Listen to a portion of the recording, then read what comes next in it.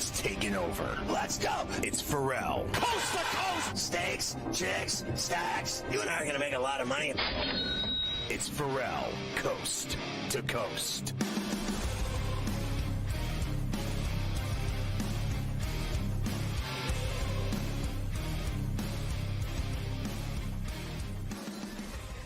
It's pain-free Friday for us, doling out minutes on the mahogany, waxing it up, 100, 200, the bad seed, the record, the bad apple with a bad attitude. We are live in New York City, the Big Apple. Ooh. People dressed in plastic bags, directing traffic, some kind of fucking trigger. Along with the Tutty and Tater King himself, the founder of the ILC podcast, the rights holder of the Sheet of Integrity, and the Put It With the Golf guru, headed to Cromwell, Connecticut for a Saturday of TBC River Highlands and the Travelers Insurance Open. It's Carver High this afternoon. Mafia's running it along with Luke Hamilton. The rundown on a Friday, we got a double shot with Morency and a double shot with Adam Kaplan later in the coup de grace hour, the final hour of love to wrap the week up. We've got Brian Dayball at Wrigley, the Businessman Special. Rumor has it that our guy Cal Raleigh with number 28, a shot at Wrigley for the Mariners today. We've got the Travelers going on. We've got a Game 7 Sunday night of the NBA Finals. Unbelievable. The Pacers got it done last night at the field house in Naptown. And Ferrall hitting TJ McConnell at 12 points on the number. Over 10.5. I said he'll have 12. Boom. Ferrall with the under 2, 21.5. Boom. Ferrall with the 6.5 Pacers. Boom. How do you like me now, ladies? Yeah, really good night for you with the Pacer game, which we'll talk about in a moment. But I will give you what's happening now. Whoa. First, on a happy Friday. Yes, sir. We love summer Fridays, right? Like, it's now summer Fridays. Yeah, I like being at the beach. Speeding ahead. You got like 8 of them left, or 8 or 9 of them until NFL Fridays start again for you. So you're getting close here. Once the summer Fridays start to kick in. 2 hospitals and That's the pool. Not good. I had 2 hospitals today and the pool. I had to deal with the heart people again and the sleep people again and acid reflux people again and x-rays. And then I said, I need to go to the pool to look at chicks in bikinis. So I did that well for an hour. I slipped it in. Luke told me I needed a nap. He said, you look beat up. Go lay down. And so I did. Nice. Good job by you. All right, here's what's going on right now. The Businessman Special. Little Friday afternoon in the bleachers at Wrigley with the Mariners in town. And yes, the wind is blowing out today at Wrigley. A little bit out to left center field. And it got started early. You mentioned the big dumper, Cal Raleigh. 28th home run in the top of the first for the Mariners.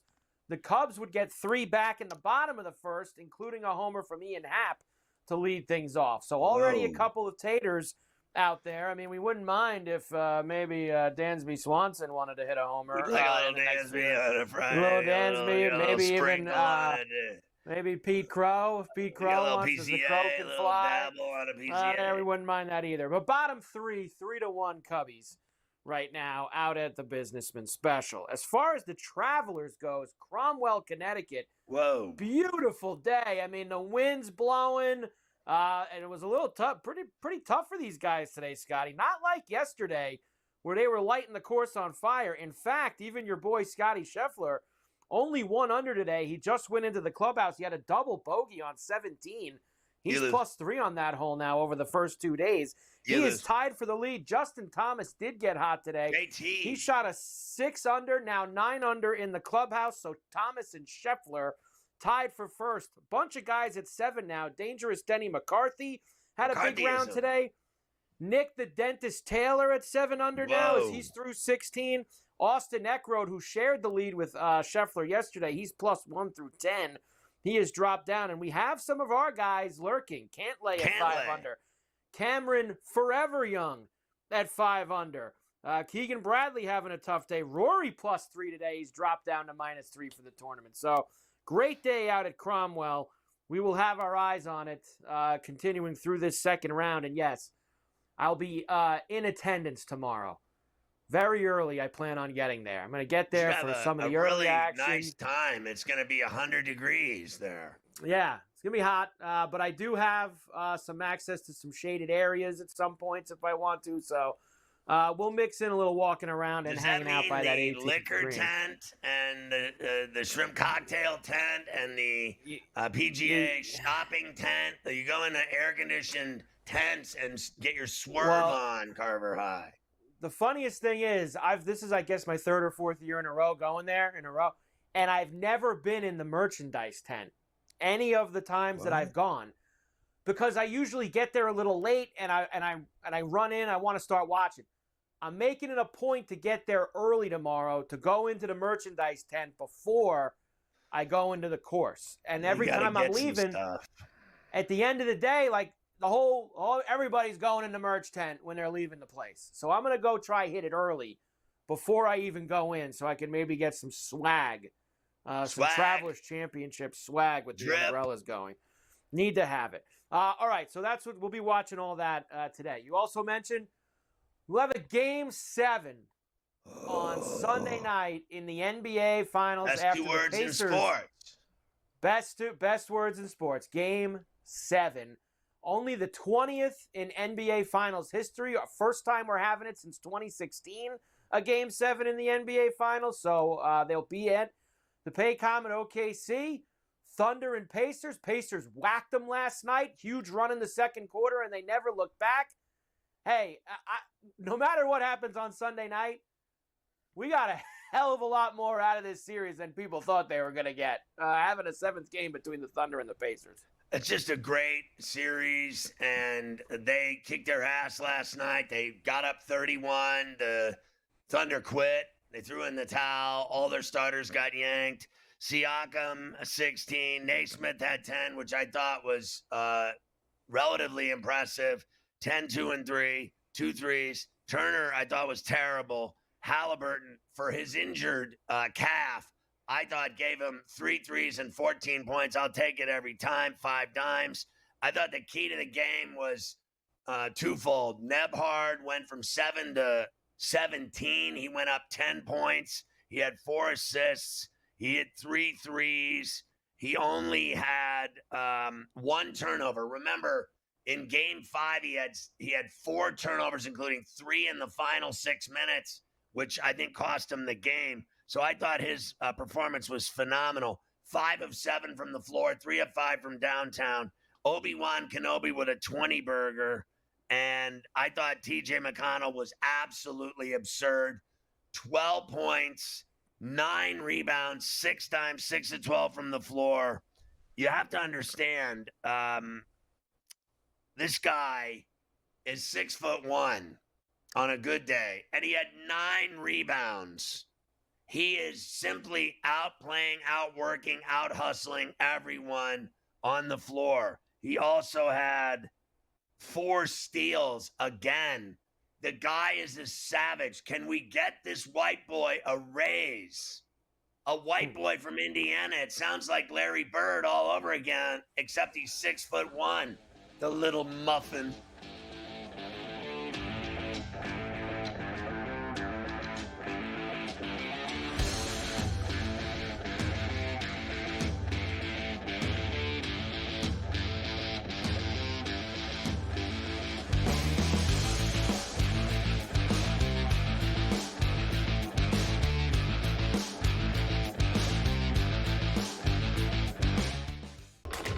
Enter into the magical world of McLuck.com, where even the smallest of spins can win real cash prizes. Adventure into over 1,000 of the best Vegas-style slot games. So what are you waiting for? Unlock your free welcome offer today. Join the fun where winners play and players win. dialing it back to his old days with St. Louis and Arizona. Buy or sell, Goldie will finish top 7 in fantasy first baseman. No, I'm going to say no. I think he'll fall off. Older player here, he'll be top 10, but not top 7 here. Top 10, I would say, yeah, I'd buy it. Top 7, I'm going to say no here. I think he'll put up decent numbers here. Not as good as he was. I don't think he's going to bat 340, 350 all year long. Fantasy Sports Today, only on SportsGrid.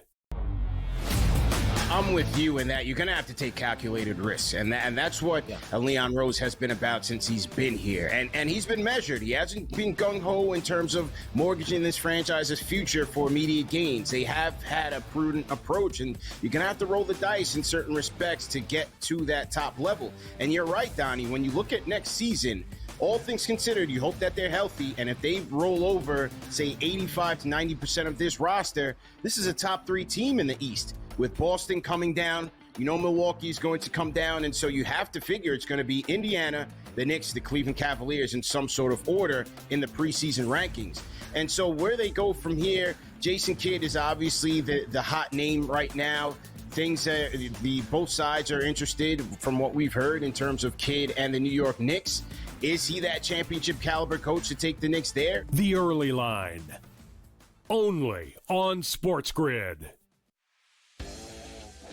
Every 5 days, it's really exciting when Skeens pitches, and it's terrible watching him pitch because every time he pitches, they don't score. Having him hit the lineup probably would actually help when he pitches. There's no way to do it because you can't, but it's beyond frustrating. And the numbers will tell you, the books have adjusted. Ferrall Coast to Coast, only on SportsGrid.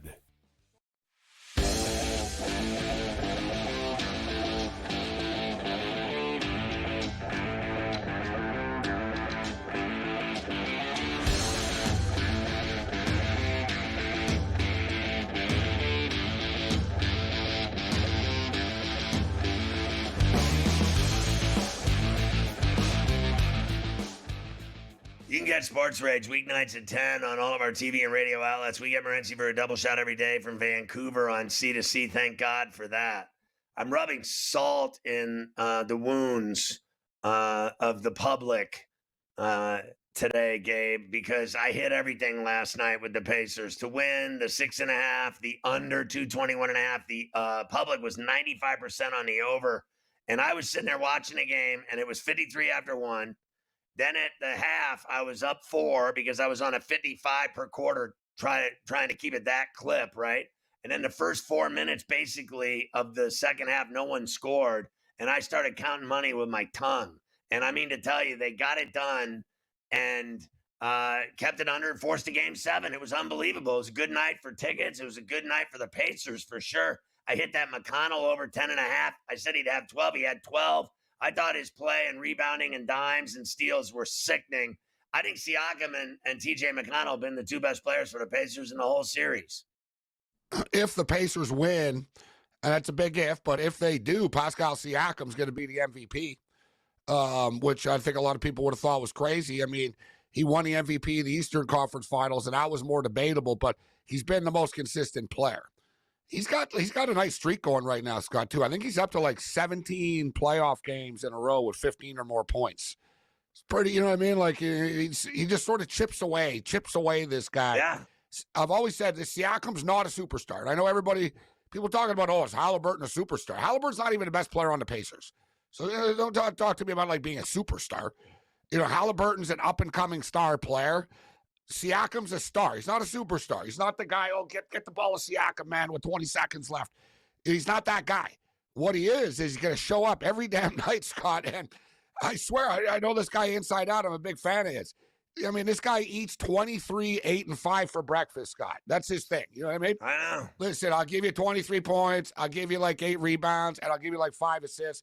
And people won't talk about it because I'm from Cameroon, and I don't talk to any. I'm not a flashy dude. He's never gotten the credit. He's been picked on a lot, actually. There's an element of racism in the NBA, guys, of like American brothers versus like the African dudes. And there's all kinds of different layers of this stuff. And he's never played any of these games, So he's a different type of dude. Like doesn't have a ton of buddies in the NBA. You know what I'm saying? We'll put it that way. He got a ring. He's got rings. He might get another one. And I know. I got to ask you: do you think that Turner is losing money because he's a free agent? I believe, and I think he's played terribly. Turner is interesting, Scott. Listen, I think Turner, one of the modern kind of NBA guys that lives outside too much, despite his size, right? Hits threes. He should be in the paint more. You can tell with Turner early in the game, Scott, when he does his little turnaround move in the paint, and you can tell right away. It's either a brick, or if it goes in, he starts to roll. Like Turner, if he doesn't hit early shots, he's not one of these guys that are going to start coming. He just won't play well after. If he plays well early, like last the Pacers, night. Yeah, the Pacers as a whole are a lot like that. Halliburton, like if Halliburton doesn't attack early in games, he disappears. Like he doesn't, right? Like he has a hard time, integrating himself into the game. It seems Halliburton at times. Last night he was super aggressive. Every time Halliburton and Siakam are aggressive, and I saw Siakam talking about this guy, saying that, we need to be aggressive in the first minutes of the game. And I tell the guys this, and you see this. I remember when the Raptors won with Siakam, it was game 6 against the Warriors. Scott, the Raptors were up like 23-6, bro.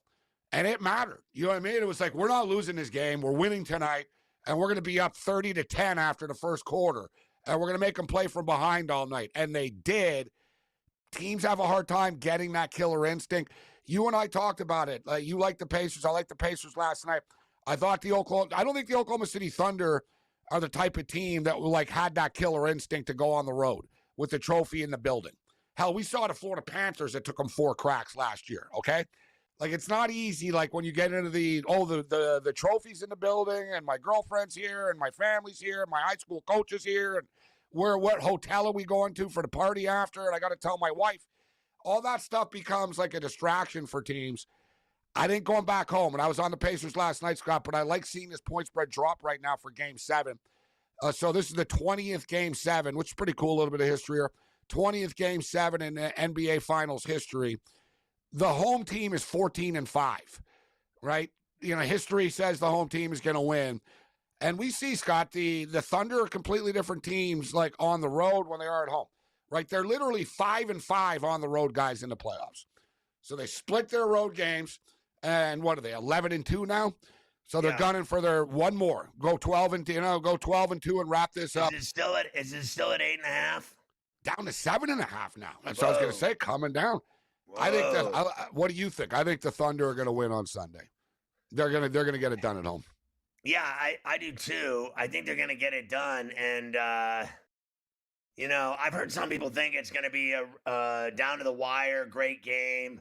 I'm not so sure about that. I really, I think they're lethal in that building, and that crowd stands the entire game. And if they get going, I don't think J-Dub's going to have a 16 again. From 40 to 16 was a huge drop. I think he's going to go off. I think Shea's going to go off. Caruso had no points in that game last night. 0, the donut. There's no way defensive that's energy on Sunday night. Last night either. They didn't have their same just sort of swag. They quit. Yeah. They quit. That's one thing I didn't like about it, Scott. And I get it. Maybe it's because I'm betting on it and stuff. And, I did have the over, so you could call for you with the under. But my deal is, it's like, okay, you're down at the half by like 22. The game's not over yet. Like, the Pacers have come back a ton of times on us, like down 15, 6. Like, they showed some, resiliency. Like you said, Scott, they didn't score for the first 5-6 minutes of the third quarter. And they just decided, you know what? Back to Oklahoma City we go. Point blank, they just tapped out, which is a dangerous game to play, but there's no such thing as momentum in sports in the playoffs, right? One game to the next game means nothing. So I think Oklahoma City will be ready to go Sunday. So we'll check the CFL from last night and talk about the soccer and everything else going on in baseball this weekend with Morency coming up.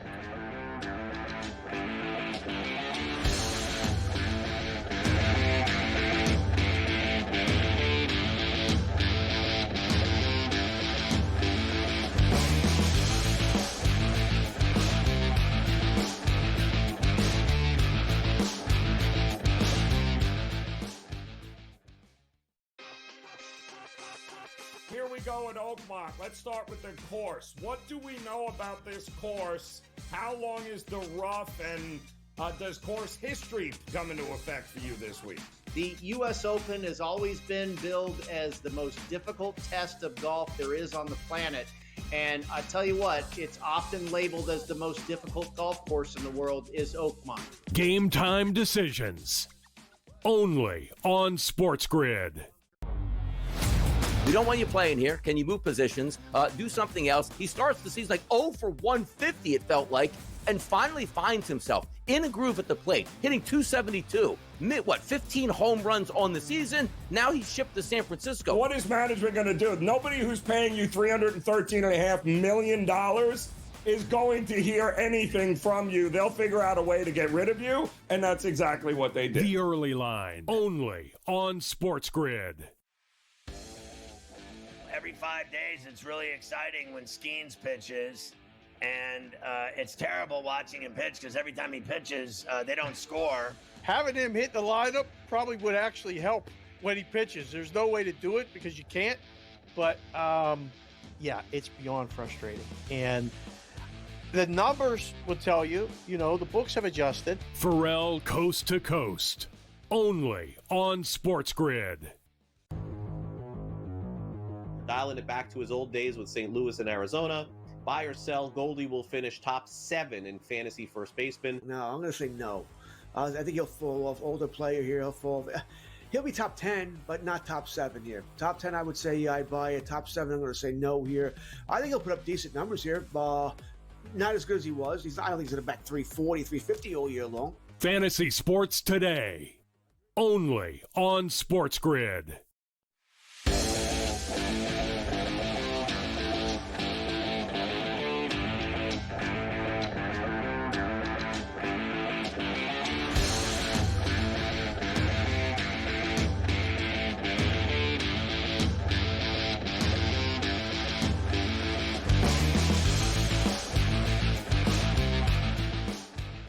Morency has converted me into a CFL fan. It only took my entire life to do it. He's known me for 30 years, and it took him 30 years, but I'm now watching CFL games on the reg. And last night, Montreal was a winner, and they covered the 6 and a hook. And tomorrow night, I've got my plans set in stone, 7 o'clock Eastern. It's the my team, the Lions, against the Bombers. It's BC hosting Ferrallapeg tomorrow night at the that plush BC place. What do they call that place again? BC place. Yeah, so that's where the game is. And what's the spread in that game? And how did Montreal look last night? They put up a lot of points. Listen, the CFL season's a long season. They play 18 games. It's too long. They're going to do it in the NFL. Trust me, guys, it's too long. Right? When you play 18 games, the sense of urgency goes away, right? Like if you're playing remember in the old days, there were 14 games in the old days when we were kids, but 16 games we all sort of grew up with the NFL. If you were like 2-4, it's like, man, we're in a lot of trouble, right? Or you're 2-5 or something, your season's slipping away. 18-game season, it's like, whatever, dude. Yeah, we're 2-4, but we still have 12 games left. And man, I knew this was coming. And so just quickly, Scott. Flamengo goal against Chelsea. I know. I swear, I thought this game was going to be a draw, and it was 1-0 Chelsea. Scott, with this FIFA World Cup, this is good for all you bettors out there, and I'm all over this stuff. Dude, teams from Argentina and Brazil have not lost in this tournament, Scott. Brazil are lighting it up. Every Brazilian team has not lost. They've won. The Argentinians have either won, like Boca and River Plate either won or drew. These Brazilian guys, it's up to 6 right now. So the teams from Brazil and Argentina, 4 wins, 0 losses, 2 draws. And I thought last night, well, now where's River Plate from? Are they Argentinian? Buenos Aires, yeah, Argentina. So last night, Scott, Botafogo playing against the Brazilian team, playing against like Fogo PS. de Chao, the Brazilian steakhouse? Yeah, I guess. Yeah, the Brazilian steak. They love their steaks in Brazil and Argentina. You're a big steak guy. You got one everywhere. Well, you can eat beef. But I was going to say, they beat Paris Saint-Germain last night. Like PSG lost last night. Yeah, the Brazilian team, PSG lost last night 1-0 at the Rose Bowl, bro. They deserve it. This tournament's getting real, and now you got Chelsea, who kind of, they were kind of sloppy against LAFC, but they won the game. They were kind of lucky to win the game. LAFC were actually the better team. What's the story about the guy, the forklift driver from Auckland, New Zealand, and his team? They're giving Benfica problems today. Dude, I got to tell you, if Benfica, don't win this game 6-0, they're better off not going back to Lisbon after. Don't go home. And we've just restarted this. This is one of, this, dude, the plane tickets. How about this? The plane tickets for the team to fly to America, Scott, cost more than their entire payroll of their team. Is the guy really a forklift driver and he got fired for going? He to really, the literally is a forklift driver at a factory, and he told them, "Hey, I play on a weekend soccer team, and we actually qualified." And the crazy thing is, Bayern Munich is his favorite team, Scott, right? In real life. And they played Bayern Munich. So he told his boss, I'm playing against Bayern Munich. Yeah, 10-0. It was sort of like Angola versus the Dream Team. They were getting pictures with Bayern after and stuff. Right. You know what I mean? Hey, can I get your jersey, bro? What an honor to play against you. But the German guys, Scott, they're ruthless, eh? They asked the dude after, did you feel bad playing? And it was 10-0. He goes, no, why would I feel bad for them? No. So what about the Dodgers and Padres fight last night? And the managers, Roberts and Schill? Both managers talk too much, and they both know better. You know baseball, they both know better. Managers, people do not tell pitchers to hit people. They do it on their own. The managers have no control of this. So, Shill's sitting there thinking, the Roberts is calling it and back and forth.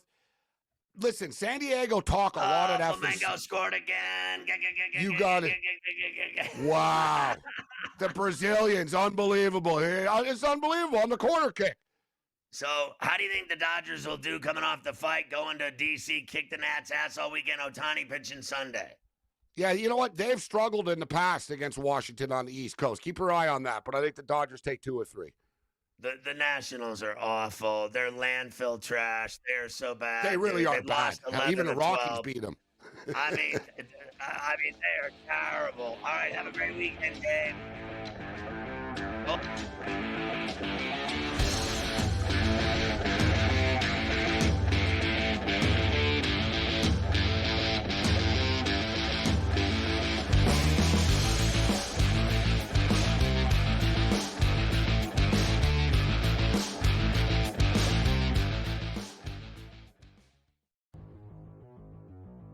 Dialing it back to his old days with St. Louis and Arizona.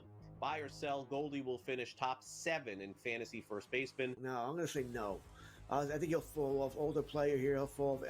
He'll be top 10, but not top 7 here. Top 10, I would say I'd buy it. Top 7, I'm going to say no here. I think he'll put up decent numbers here. Not as good as he was. I don't think he's going to bat 340, 350 all year long. Fantasy Sports Today, only on SportsGrid.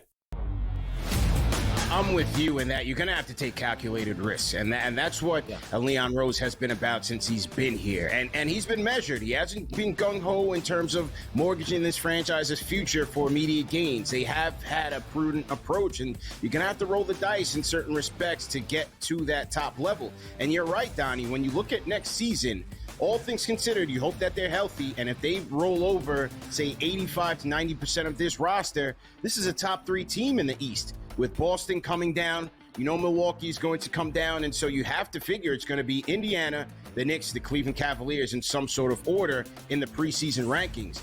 And so where they go from here, Jason Kidd is obviously the hot name right now. Things that both sides are interested from what we've heard in terms of Kidd and the New York Knicks. Is he that championship caliber coach to take the Knicks there? The Early Line, only on SportsGrid.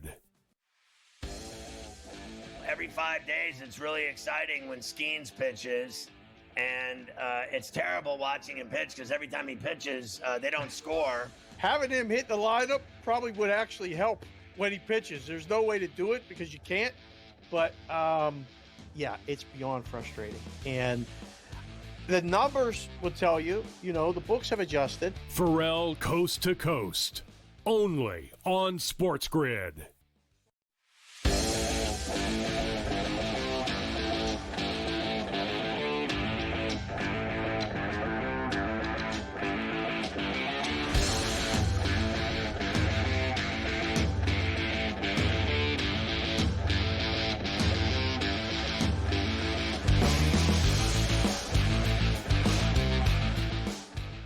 cover high. Let's go back to last night in Indianapolis and relive it.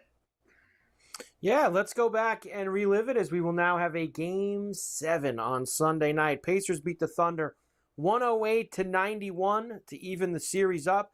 It was a second quarter run by the Pacers that really put this game away. They were all falling down for him on ABC, ESPN. Halliburton. Caruso chasing him. Halliburton finds a spot, launches, and hits. Long three-pointer from Halliburton. Jalen Williams, 16 points, throws it away. Halliburton comes up with it. Cross court, Siakam for the slam. Siakam falling away, puts it in at the buzzer. So I just thought there were so many things that stood out to me in this game, Mike. The assists, 23-14. The steals, 16-4. 21 turnovers for the Thunder, and it's goodnight Irene. I mean, honestly, it was just ridiculous because they really they only out-rebounded them by 6. They actually, the Thunder shot better from the line, way better, 80-68%. And they they shot better from 3, the Pacers, 35% to 26 for the Thunder. The Thunder were 8 of 30 from deep, and that is just putrid. But overall, the Thunder shot almost 42% from the floor, and the Pacers were 41%. So they, 41-9 to 41-3. The Thunder actually shot better from the floor, but their outside shooting was so negligent. It was just so awful. Their shots that they were taking were just bad looks. And you combine that with all the steals and the turnovers and the transition buckets they got off of those turnovers and steals. It was lights out. And then the fact that they quit. I mean, Carlisle said, let's bury him. And I thought Dagno said, let's go home and win it. And he pulled him off the floor, and that was the end of him. Yeah, you didn't see many of the Oklahoma City regulars in the second half. Really, by the middle of the third quarter, they were shutting it down pretty much after that. I thought the biggest thing was the Pacers got contributions from everybody. Like I think you brought it up in the open. You get 20 from Toppin. Obviously, McConnell with the 12. Nebhard had 17. Naismith with 10. And Naismith had 2 threes during that run in the second quarter. You heard one of them there in the clip we just played. And honestly, I know it doesn't sound like a lot for Halliburton, Scotty, with 14, but considering you had really no idea what you were going to get out of him last night, getting the 14 that they did, and that could have been more. Remember, that was probably the biggest thing of them blowing him out, was that it allowed Carlisle to not play Halliburton for the last quarter and a half of the game and just continue to get him more rested up for Sunday. Yeah, no doubt. And, I didn't expect even 14 from him, but he had, 3 threes, and they were all the things that he wasn't able to do in Game 5. They were the get space step back threes that he launches with the, high arch and teardrop splash, and they were all splash. He hit 3 of them. So, 9 of his points were from deep, and then he ended up with, a couple more field goals. I thought for what he had to deal with his calf that, you have to admit he played well. But I still go back to TJ McConnell and Toppin. Toppin did it in 23 minutes, and he added 6 rebounds. And McConnell, what he did, that having 9 rebounds and you're 6'1", that's embarrassing. That's embarrassing to the Thunder that little dude. And not only was he getting them, he was getting them under the basket, not like long rebounds that you see guards get, right? Those bad shot iron rebounds that kick out 7 feet and the guy's just standing in the lane and gets it and runs. These were actual rebounds near the basket. And I thought that he has just been phenomenal. I don't know anything about his contract status, but I know that he deserves more money. I mean, they got to love this guy in Indianapolis, this guy McConnell. He's something else. He's all out on every play, every minute. And he had the steals going again last night, the whole deal. He just comes in the game, and he is a spark plug, immediately. He is signed for the next 4 years at about a $10 million cap hit, which for the NBA, as you know, is kind of a discount. I know $10 million per season sounds like a lot, but in the NBA, it's actually on the lower side of things. 4 years, $44 million through 2029. Well, for a 6'1" guy that nobody cares about, he's become a household name now in the NBA Finals and in the playoffs, and he's going to make $40 million over the next 4 years, and he's set for life. And I think he deserves more than $40 million. But they got him right where they want him. But if I were them, seriously, no joke, I would keep him around because he is something else. I mean, I can't fathom how good he's been. I agree with Gabe that Siakam will get the MVP, but I got to tell you, for my money, the most important player for the Pacers in this series has been TJ McConnell. He has, and it is amazing. Like he kind of just sneaks around the baseline and grabs those boards. It's like they don't see him coming around, and he just kind of slithers his way into the paint and shoots in front of 7-footers' faces and makes them. He just keeps going left and right, left and right, left and right. You don't know what he's going to do because he's so fast that his handle's so quick from side to side, and the defender's wobbling, and then he just sticks it right in their face. And every time you shoot, you think he's going to miss, and he never does. Never misses. It's amazing. So here's how we got here. Look at this. All the 6 games. We've had some good ones here. Of course, remember that 111-110 first game. Oklahoma City blew them out in the second game. Pacers took game 3 at home. Thunder had that fourth quarter comeback in game 4. Thunder took care of business in 5, and the Pacers take care of business at home in 6. And that is the road that gets us to Sunday. So, look at the one game. The one game that stands out to me is game 2, 120-107. Now, you need $1 to hit your ticket because you'll get all 7 games over 100 for the Pacers. And I think the Thunder put $120 on them. I think the 120-107 sounds about right to me. And it would go over to 115.5. They're gonna, in some capacity or another, I just feel like, you look at the 20 years, 14-5. Here we go, number 20. I think the Thunder are very difficult to beat there. When they beat them by 1. It's going to take a miracle, I think, to beat them again there. And they beat them by 1. I don't see that happening again, to be honest with you. I think the Thunder finish them off. And since you need that $1, I say 120-107 is where we're going again. Yeah, that would actually be the best thing for me at this point. That's the one series-long future that I've kind of got in there that can come home with Pacers to score 100 in every game. So as long as they get to 100, I think it might actually go more 217 than 227 because the bottom line is if the number's 215 and a hook, it's there for a reason. And in the game 7, I guarantee you the sportsbook has it right where it's going to be. And it's either going to land at 215 or 216. And then you're either going to cover by a hook or you're not. So I think 216 or 217 is the number that we're going to land at if it goes over. We'll come back and start to hear from some of the particulars from last night, of course, as they get ready for Sunday. I will tell you, Rory's having a rough day here. He just hit the brat stand over on the left side of the 9th green. Johnsonville brats. Coming in. They had a big brat stand. It's right along the road there on the 9th hole at the Travelers. And your boy Rory he woke up a few people who were online for brats over there on the left-hand side of that hole. So not a good scene, especially on a nice summer Friday. They're probably having them at the Businessman Special, too, out at Wrigley. There's probably a lot of brats being had out there today.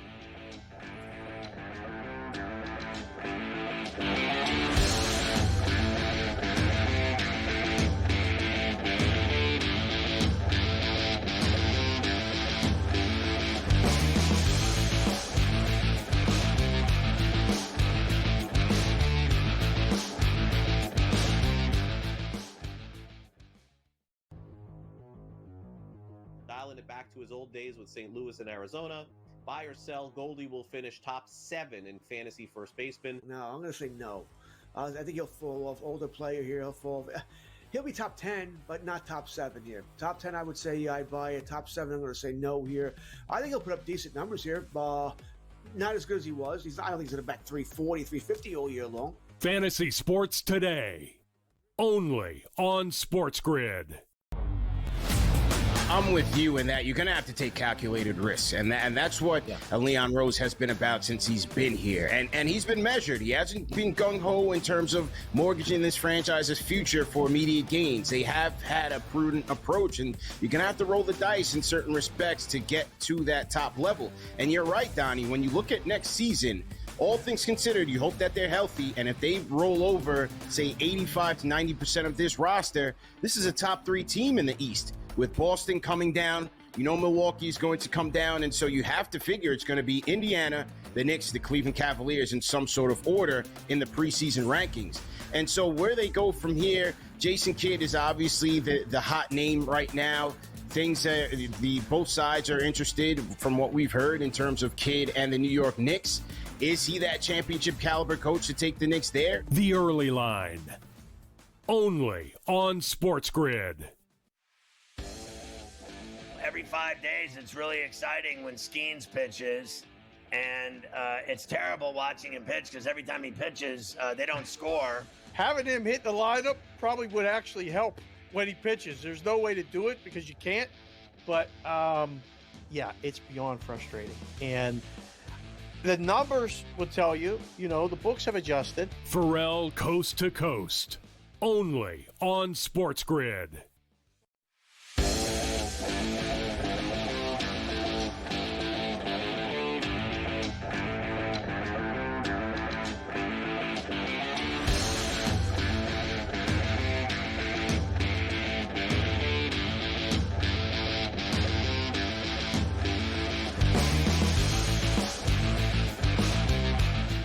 So everybody here at SportsGrid and Coast to Coast, all of our guys on the show, and Carver High, obviously, Mafia, Luke, everyone that works on the show ever, filling in, guys producing, whatever, guys at the network, everyone thinking about Dave Sharapan today. Obviously, he announced that he had cancer, and we as a whole stand up for the Sportsbook Consigliere. We stand up for Dave, and we fight the fight with him. Cancer sucks, and we hope that Dave and his family are okay, and that he kicks cancer's ass.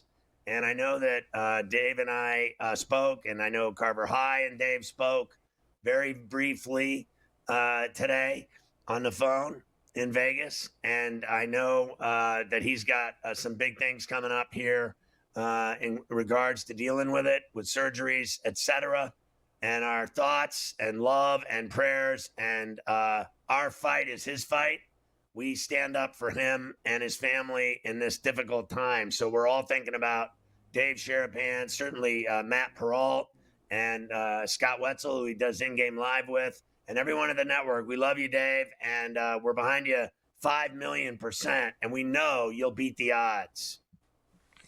Absolutely. Well said indeed. All the best to Dave and his family, and he's a fighter. He will absolutely get it done. All right, let's hear from some of these guys from last night. We know that we now have a Game 7 on Sunday. SGA, of course, very big spot for him. He did sum up the Thunder performance last night in game number 6 as well. The way I see it is we suck tonight. We have to learn the lessons. And we have one game for everything we've worked for. And so do they. And the better team Sunday will win. Well, there you have it. I guess that's something. Oh, Flamengo again. And Chelsea is going to get the dagger in the chest in the 82nd minute. They're down a pair. The Brazilians are going to make the $2 million. Wow. How about that?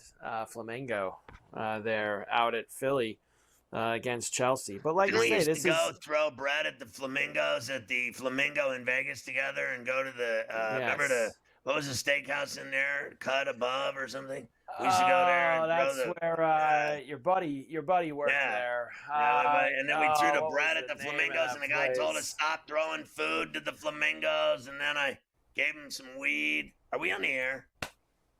Don't talk We had about dinner there. flamingos reefer. We had dinner there for my bachelor party. That's on right. that trip. It's a good spot. Center Cut, I think it might have been called. Center Cut is where he used to work. That place was right good. there. SGA and closeout games. Carver 30.3 Steak is points better per at game. the resorts, though. Carver Steak's way better. That's where I saw Mark Davis getting surrounded by 12 hookers. It was fantastic. The steak there was way better, but the price was way more than these Center Cut. I would bet that it's probably I a little like bit Carver pricier Steak than better, though. Center It's one of Cut. my favorite places, Carver Steak. I don't blame you for that. 30 points a game, 5 rebounds a game, 5 assists a game, 1.5 steals on 50% shooting. This is one of these moments, Scotty, right? You talk about wanting to be put in the on the level of some of the greats of the game. He's won the MVP this year in the regular season, got a chance to win the MVP of the finals. You know, you talk about winning that first championship. Imagine doing it in a huge performance in a Game 7. Big spot for SGA on Sunday night, honestly. I think he'll take advantage of it. My guess is he's going to go rocks off. And I think the Pacers have really 2 jobs. Make it 3. 1, Shea. 2, J-Dub. 3, the boards. And I don't believe they can out-rebound the Thunder in the Paycom. Yeah, I don't believe that they can out-rebound them there either. I think that's the spot where the Thunder have to take advantage in there. It'll be Pacer turnover is what it'll be. Just like it was last night for the Thunder. Get ready for Pacer turnover Sunday night. Yep. Here is Mark Deneau. Of course, the Thunder need to wash away last night. And just like SGA, get ready for Sunday. We have the same opportunity Indiana does on Sunday. Score will be 0-0 when the ball goes up in the air. It's a privilege to play in Game 7s. It's a privilege to play in the finals. As disappointing as tonight was, we're grateful for the opportunity. And we put in a lot of work this season to be able to play that game at home, which is exciting to be able to do it in front of our fans. So, obviously disappointed tonight, but we'll regroup, get back to 0, learn from it with clear eyes like we always do, get ourselves as ready as we can be to play Game 7 on Sunday. So you're going to sit here and tell me that that's not a crooked bowl haircut right there? Honestly, let's talk about what's important here. Yeah, this is important. I don't disagree. It's a little he's got a little cut in the middle, like he got that. Maybe he's cleaned up tight, but maybe he's going a little lower this way. Maybe he's hiding some areas of concern, and he's just trying to go. He's trying to go low on this side. Those are parking spots. We call those. Yeah, that could be what he's doing. It's. We don't get the overhead view, so we're not exactly sure what he's dealing with there, but that might be what it is. We're going to look into it. Yeah, we got to get somebody on the case for it. But, and look, him and this team, they lose this game on Sunday night at home. I don't think they're going to. You don't think they're going to. But losing after a 68-win season and all that, as we've said a few times, all goes down the drain. All that great year that you have means nothing. Seriously, you obviously need the Pacers to score 100. Are you rooting for the Pacers to win Game 7? You are. I know. When I don't have a dog in the fight, usually I like to root for whoever the underdog is. So I would probably root for Indiana. I don't think they're going to win, but I'll probably find myself rooting for them on Sunday night. As long as they score 100 points. That's all that matters to me. Whatever happens after that. Would it be something if they did it? Like, my son's a huge Thunder fan, and he's going to sit there and watch them. If they don't win, he's going to be tripping.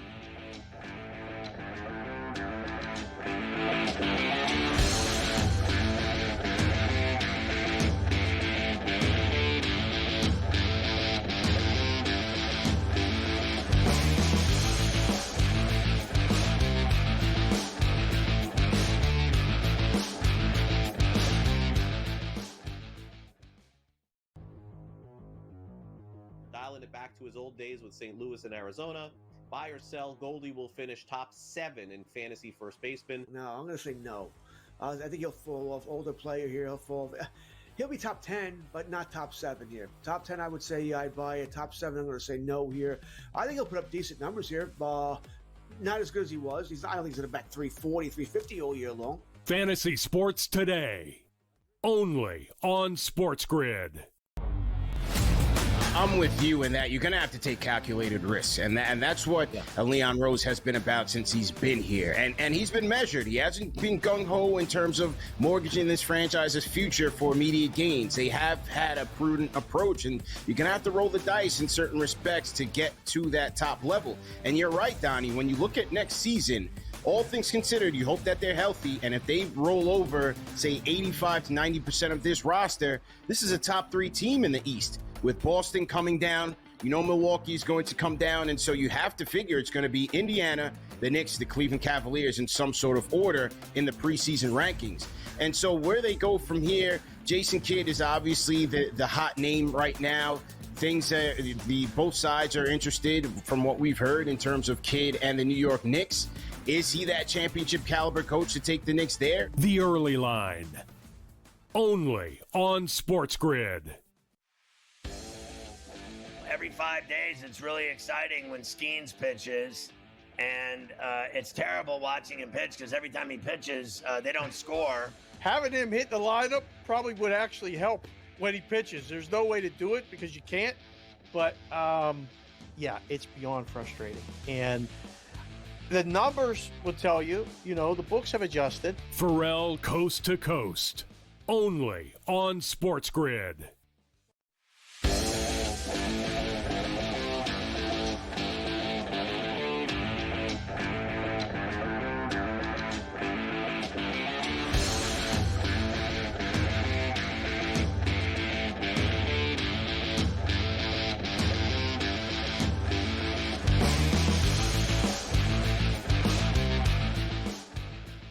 All right, what did your boy, the Hollybon, have to say? Yeah, let's hear from Tyrese Halliburton. Of course, he looked, honestly, in my eyes, pretty good, considering all the stuff we heard for 48 hours about how injured he was. He's excited for game number 7. It's exciting, man. It's so exciting. As a basketball fan, there's nothing like a game 7. There's nothing like a game 7 in the NBA Finals. Dreamed of being in this situation my whole life, so to be here is really exciting for me and our group. And, like I said, what's happened in the past doesn't matter. What happened today doesn't matter. It's all about one game, and approaching that the right way. So everybody's got to take care of their bodies, good couple film sessions, good preparation, to get ready for that, and let the cards fall where they may. It's already written. We've worked our tails off to get here, and just got to trust the work that we've put in. And yeah, man, I wouldn't want to go to battle with any other guys. So I'm really excited about it. Well, let's dance. I mean, I think it's time to, really get over all the talk and just get it on. There's nothing else to say. That's why I was joking about the dude's haircut, because we can make fun of my hair easily. And Carver High got cleaned up nice and tight this week. He looks fantastic. But I don't want to talk about this anymore. The, who's going to win? It's just gotten so stale. And I think it's because the NBA spreads this out so much that they've dragged it into this, it's boredom now, listening to these guys tell you what's going to happen in the next game. There's only one more game. Let's just get it on. I am thankful that at least it's this weekend. When we come back on Monday, it's over. Right? Honestly, we don't have, it doesn't get dragged out any further. The draft in summer league. I mean, the round 1 of the draft's Wednesday. It's Wednesday night, and it's the first round of the draft. So they're going to play Game 7 Sunday night, and then 72 hours later, they're going to be announcing Cooper Flagg to the Mavericks, getting it going. So at least they move the offseason along quickly. They stretch out the playoffs for, 2+ full months. I know. It's just, but it is God, forever. Because, honestly, I love it. The Stanley Cup and the NBA is a 2-month drama. It's a saga. It's a story. It's every night. And we just go through this litany of every day, the stress of these games and the bets, the betting that we've been going through. Like I don't think I've ever had a better Stanley Cup Finals in terms of betting, and I don't think I've ever had a better NBA Finals in terms of betting, hitting bets and hitting props. So it's 2 months of that, and I think it's fantastic. Like if the NCAA tournament could be 2 months, I would take it because that's 3 weeks, and it is like better than Saks. And then you go right into this, the Stanley Cup and the NBA. So I don't have a problem with it. You know, when you hit a wall is when it ends. And then all you're left with basically is baseball and golf and then like tennis with Wimbledon, et cetera. And then NFL training camp to me is like picking your nose. It is torture. Like you're just, you know, as we say every year, Preseason all we're doing in August is for the NFL is just waiting for guys to get injured. That's really all right. that it is guys getting hurt and making bad bets. Preseason games and in joint practices and watching guys get hurt and all of those betting things. on That's the forklift driver. The forklift driver. In a preseason game. Like the NFL, like the game in Canton sucks too. We'll let Rick Carlisle get the last word of the weekend before we give you all the numbers at the top of the hour. Here's Rick. One game. I mean, this is what it's all about. I mean, this is what you dream about growing up, this kind of opportunity. It's a very difficult place to play. We know that. But,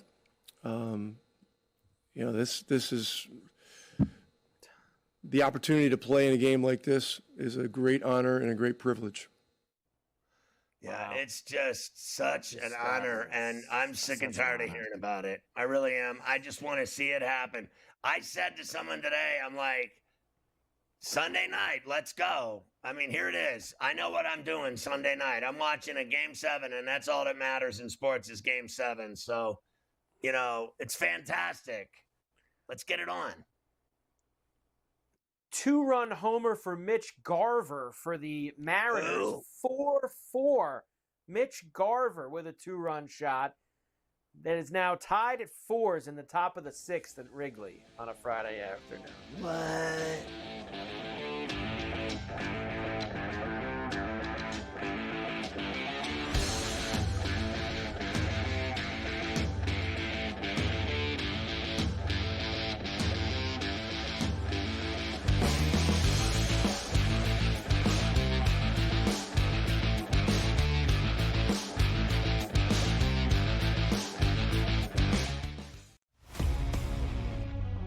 Right now have awoken. Maybe they are the best team out in the West because a rooting interest for me, Tom, always the Mariners. Hey, they're finally getting the hitting back, but now that's starting to slide. We can make the case for the Rangers. They shore up some things. A team that the Rangers, you and I were both very high on coming into the season. They make a shot for the wild card, but I do think it's going to be a two-team race between the Astros and the Mariners, and that's really about it. Yeah, it's a shame. Pro Baseball Today, only on SportsGrid. Does a guy like Giannis fit onto that roster if you can make some of those changes? I just don't see a KD pursuit as being realistic for the Knicks. But hey, if they can pull a rabbit out of a hat, as Leon Rose oftentimes can, I'd go after Giannis in a heartbeat. It's just, what type of package could they entice for the Milwaukee Bucks? And is it a 3 or 4 team trade? It gets a little bit tricky in that regard. You see the Knicks there with a plus 340 price. The Early Line, only on SportsGrid. Every 5 days, it's really exciting when Skeens pitches, and it's terrible watching him pitch because every time he pitches, they don't score. Having him hit the lineup probably would actually help when he pitches. There's no way to do it because you can't, but it's beyond frustrating. And the numbers will tell you, the books have adjusted. Ferrall Coast to Coast, only on SportsGrid. Dialing it back to his old days with St. Louis and Arizona. Buy or sell, Goldie will finish top 7 in fantasy first baseman. No, I'm going to say no. I think he'll fall off. Older player here, he'll be top 10, but not top 7 here. Top 10, I would say I'd buy it. Top 7, I'm going to say no here. I think he'll put up decent numbers here. Not as good as he was. I don't think he's going to bat 340, 350 all year long. Fantasy Sports Today, only on SportsGrid.